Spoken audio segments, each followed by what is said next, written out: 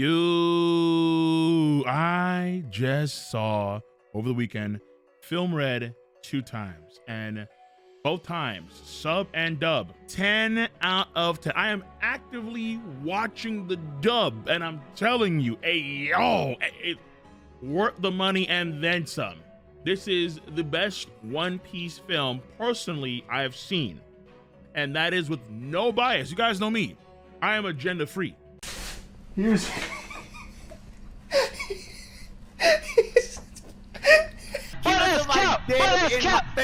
cap. That's just the facts. I pinky swear on that one. Promise you that. And this movie, I can see why it is the number 8 highest grossing film in Japan, like of all time. Yeah. It is outstanding, from the music to the animations, all the animations to the lore. Though there are so many things I want to talk about when it comes to Film Red, but I can't do it just yet. The main reason why is this: I need to go again. I'm gonna watch it probably. I'm gonna aim for close to, maybe not actually getting there, but close to double digits. Reminds me of when I was a kid. When I was a kid, I saw The Emperor's New Groove like 9 times when I was a kid. I loved the movie so much. It was so damn good. And I'm treating this movie the same way. This movie is so damn good.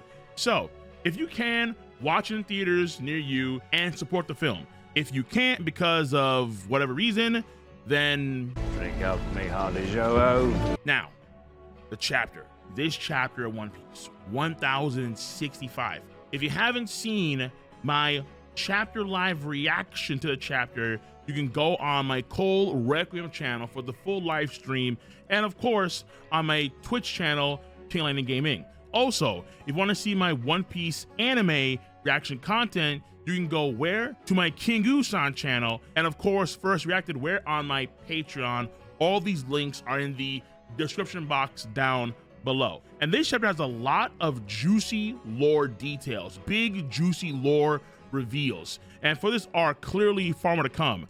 But to be quite frank, we did call, the Kingu, did call a lot of these things that happen in this chapter. You don't have to believe me, but I will provide those details later on in the video. So as per usual, we're going to break down this video step by step, piece by piece, into the 3 main components. Number 1 is the pacing in the chapter structure. Number 2 are the character components of the chapter.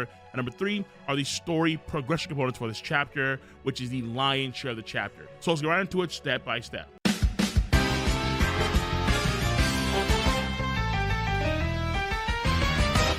So first and foremost, the pacing and chapter structure. This chapter has a total of just 2 parts. Number 1 is entering the main lab of the lab face area, and then we skip forward in time about 3 times, and there's a focus shift to in the midst of that part as well.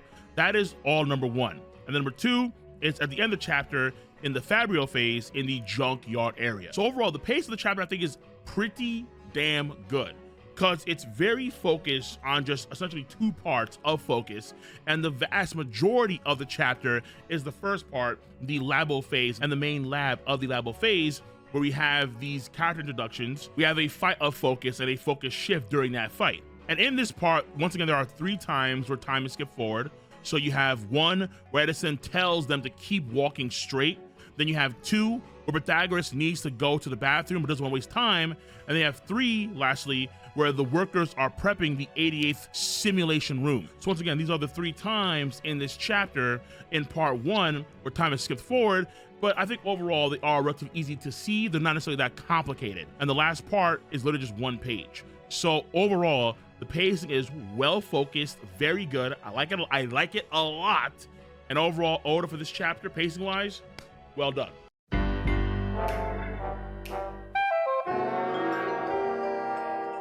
Now, number 2 for this chapter is going to be character. And character is also relatively simple and straightforward, because in terms of growth and development, not much there in the chapter, but there are a lot of character introductions. So first and foremost, Robin. Robin shows a new version of her Gigantoflora Sea Serpent attack that we saw in chapter 1021 against Black Maria. And this version of the attack is actually a, quote, spanked version of the attack, where it's a volley of open palm strikes. So Robin in this chapter did showcase a new technique. That's number 1. Now that is going to be a bunch of new character introductions where, well, we knew they were before, now actually see them in this chapter, the entire Vegapunk clique. So first and foremost is going to be Edison the Thinker. Edison has a football helmet with bunny ears, like a pretty short individual with a jetpack on their backs. Edison might be some sort of mechanical mink, potentially, if there's actually something inside of, let's say, this sort of robotic design. And Edison is clearly the most sophisticated when it comes to inventions and making things on the spot, these ideas. So Edison is like the main concept creator of the Vegapunks. That is Edison right now. And in the scans, they have a Kansai dialect, so Southern Belle. But in the Viz, that's not there. It is what it is. That's number one. And that's unfortunate because I do like me some Southern Belle, yes sirree. But again, the Viz is official, but a lot less fun. After that, we have Vegapunk Pythagoras the Wise. Now, Pythagoras has a larger mechanical secondary body, but the main body is much, much smaller. It's like a very small ball doll as a wind up behind it. It's like one of those Gundam Haros. Like if you watch Gundam, in almost every Gundam, there are these spheres called Haros. Pythagoras might actually be a Tontada inside of that main spherical body, but again, that's the assumption that there is something within that mechanical sort of design. Pythagoras seems to be the data collector and information analysis key figure of the Vegapunks, where as Edison is doing all of these write-ups for new inventions, Pythagoras is actually analyzing and breaking down what is going on in real time in the fight between the PX Jinbei and the Straw Hats. Now that those two Vegapunks, the third Vegapunk is going to be York the Greedy. So York the Greedy, her style is very similar to the vast majority of One Piece girls in terms of their designs. Though at this point in time, she may resemble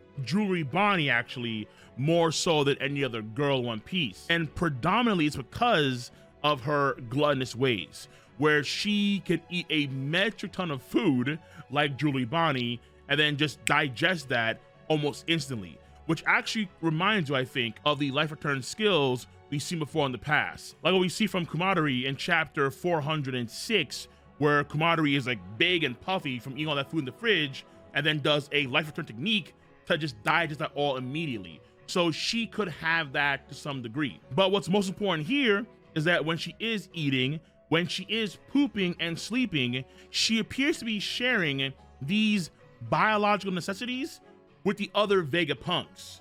So we see when she eats, when she takes a dookie doo, we have Vegapunk Atlas, Vegapunk Edison, and Pythagoras react to that in some way, as if like they themselves have eaten food or went to the bathroom. So that is very intriguing, honest to God, because it looks like there is a genuine link, an actual physical mind meld link of some sort of hive mind thing going on with the main Stella body and then the other Vegapunks, but also that applies to between themselves too.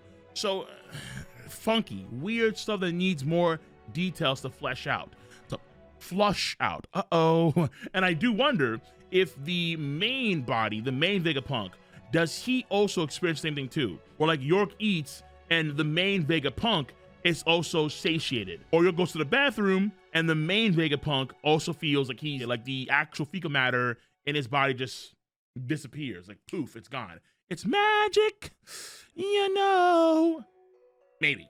Who knows? So that is York. Very intriguing there. And after that, we have finally, for character, Vegapunk Shaka the Good. Now, Shaka, for design-wise, the same kind of jacket that Law had from Punk Hazard, but it's like Daft Punked out. And his main helmet, of course, Daft Punked the hell out. Now, like his left sleeve suggests, he seems to be cautious, but also, of course, good-natured, where he, of course, does not trust pirates, but he does reveal like big secrets about the very island that they are on to these very same pirates, the folks that he doesn't trust, quote unquote. So that is overall character, where you have, again, all these new Vegapunks, seeing what they do, their personalities, what they look like, and so on and so forth. So overall character, not that great, but it is solid.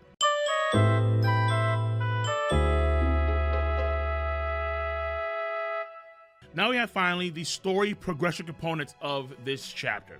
First and foremost, we now know why Brook and Zoro are staying behind on the ship, because Zoro and Brook believe that, hey, we're on a government island, and so they could get captured at any point in time. So if they are captured, we can go and save them. That's the first thing. Smart on their part. That's for damn sure. But then we have Caribou. So it looks like the deal that was established between, let's say, Caribou and the Strat crew because of his actions that he's done in Wano Country. Like, he did assist Luffy at times in Udon. Luffy did accept Caribou's help in chapter 940. We also saw later on during Wano Country. In chapter 1021, Luffy's eating all the food that Caribou gave him. So Caribou's actually like a huge help to Luffy when Kaido beats him like the second time round. So they decided to, you know what, Caribou? On Fishing Island, you were an asshole. But in Wano Country, you were kind of a lad. So we would help you out and you can pull up, come with us, and we'll drop you off on the next island. But, I mean, who would have thought that the next island would have been a world government facility? So Caribou is not happy. But keep this in mind. Ever since chapter 1056, Caribou is aware of Pluton and where it's located. So let's say that Frankie doesn't tell Vegapunk about Pluton's location, or that's never a subject. Caribou could use that info on someone like Vegapunk who would absolutely want to know where Pluton is located for damn sure. So Caribou, once again, shenanigans, but he is someone in trouble because he doesn't want to be here on this World Island, of course, without a doubt. So after all that, we follow the Strats in the Labo phase area, and the crew for the first time experiences escalators. That is cute. Oh my goodness. Yay. But this is a play, for damn sure. This is a play on chapter 906 with the Travelator in the Holy Land, where the Holy Land pretended that they had advanced tech in their area with something like the Travelator, where the ground would move for them. However, we all know that the high tech in the Holy Land was a mask, it was a facade, because we see underneath the Travelator that there are slaves that are pulling it for them. It's not genuinely high tech like we see in this chapter. Now, after all of that, Lilith mentions that the island is powered by fire, quote unquote, and how fire can be converted into all types of energy. And then she talks about something called the undying flame, which sounds like a big deal. And how if they were to have, let's say, endless fire, this undying flame, they could even create a sun. With the power of an undying flame, we could create our own sun. And that shocks Frankie. Sun? What? What do you mean? Now, for the island itself, it could be as simple as the fire being geothermal energy, where that kind of energy is the main power source for Egghead Island. But the idea of an undying flame seems to be way more specific and way more mysterious. Let's say, for example, it's the awakening of the Mare no Mi. Or even more so, the undying part in the Viz kind of denotes to a Lunarian, where they have the flame on their backs and then they continuously can take attacks and regenerate and come back undying seemingly. Or let's say, of course, it has something to do with the sun god, Nika, Monkey D. Luffy. And you have to wonder, does this tie, and it probably does tie, to the ancient kingdoms of old? Were they powered by this, quote, undying flames? A lot of questions, but maybe in the future, my 3 videos on this subject, which they are coming, maybe those videos will be the answer that Oda will inevitably get to. Or I could be dead wrong. I could be straight capping. Outside of that, which is a very intriguing thing here, we do see Lilith and the Straw Hats walk through a gate while the gate's still closed. And it seems to operate where once you get past it, you can't necessarily leave because it becomes solid again. The tech is there, because I do wonder if that can actually be incorporated somehow, some way into some of the tech that Nami or Usopp or Frankie can utilize in the future. In fact, what if that could actually apply to someone like Sanji and his raid suit, if / he probably will get it back in the future. Well, let's say his raid suit is not just invisibility, but also you can actually like slip and phase through things. The reason why it all comes to mind essentially is because Sanji actually fights against a guy that has a similar ability in Film Gold. He beats a guy called Tanaka with the through ability, where Tanaka essentially works like Mirio from My Academia, where he can just slip through anything he wants to. I do wonder if that could be a thing in the future, because tech clearly exists of it, and that tech could be maybe applied to, let's say, other gadgets and that kind of stuff. So who knows? Maybe, but I could be going too far with that one. Probably am. But after all that, when they are tricked by Lilith, probably by Edison's plan, they are now test subjects against a PX Lunarian. And this version is Jinbei, who apparently is only 98% complete based on the tube, the 04 tube that we see where it's sitting in front of. And despite its younger appearance, apparently it is the size of Jinbei himself. So this could be some results of gigantification. It could also, let's say, be the natural Lunarian body, because King the Wildfire was pretty big, but also Jinbei's a pretty big dude too.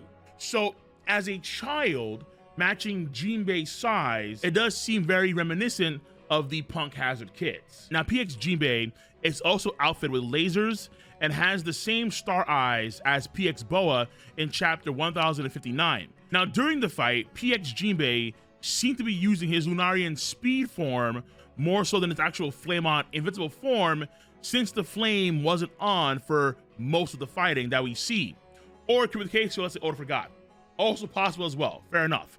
Well then, PX Jinbei has an ability that is similar to Senor Pink's Swim Fruit, and Frankie notices that. So what that means full detail, I mean, there's options here. Like I explained before in my first take video, where let's say it could be the case here where Vegapunk took Senor Pink's blood and then made a mock fruit of that ability and then gave it to the Seraphim Jinbei.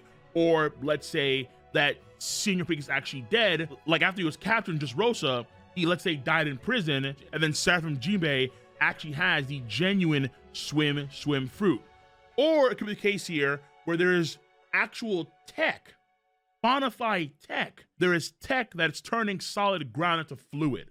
So there are options here, so many possibilities, because in One Piece, tech is very impressive, without a doubt. Now, before the Radical Beam hits the Seraphim Jinbei, Edison actually calls out to PX Jinbei and says Shark. So it's very likely the case that each of the Seraphim have a nickname that the Vegapunks give them. After this moment, Edison states that these Seraphim are all still children, meaning that they can grow and become stronger. So their growth rate is likely accelerated, like the German clone soldiers, where according to Yonji in chapter 840, it takes them 5 years to create a 20-year-old soldier. 1 year of a clone soldier will equal 4 years of regular lifespan. Now, is it the same ratio for, let's say, the Seraphim? Probably not. But it's very likely that they will grow up at a very fast rate and get much stronger very quickly. I did talk about this directly in my video last month called the Vegapunk's second greatest creation for Emu. When you have the time, watch that video. But then after all of this, you have Pythagoras.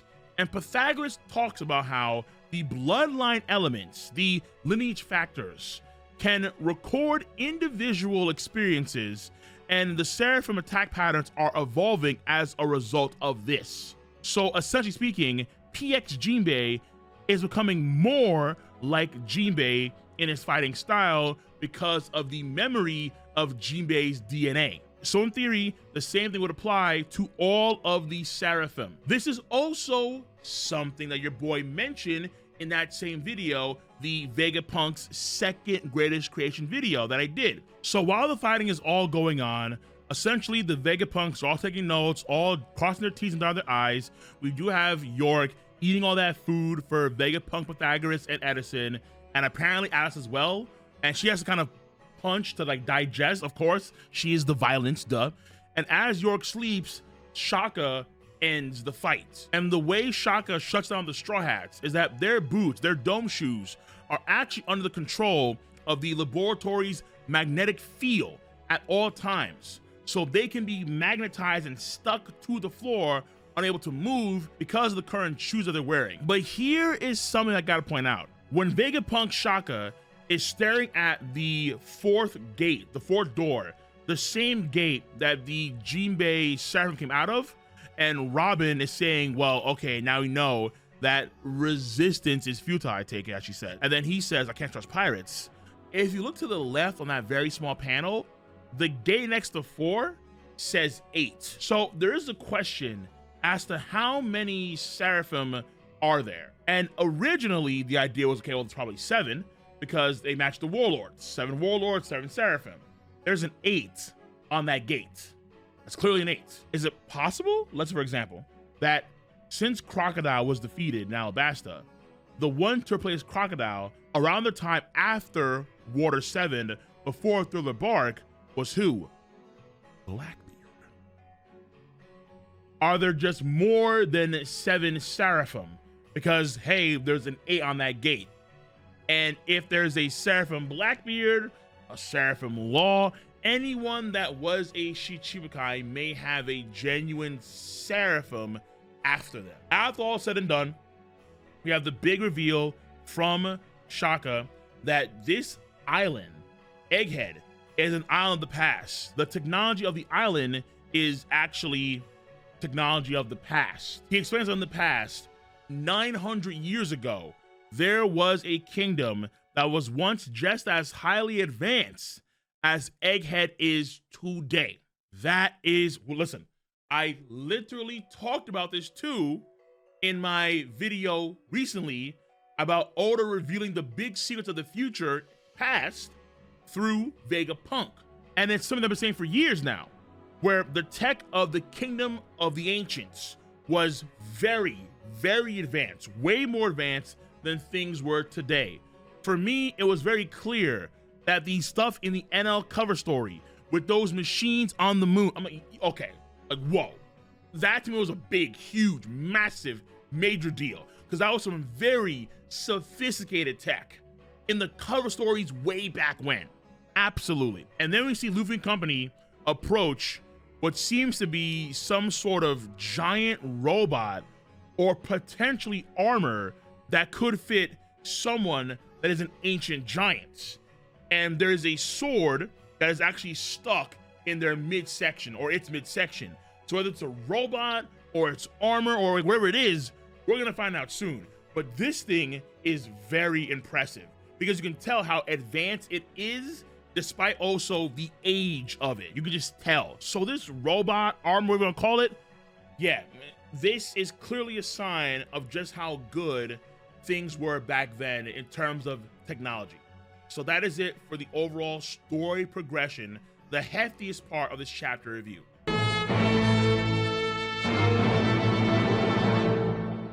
So, overall final thoughts. This chapter, yeah, once again, the pacing was really good.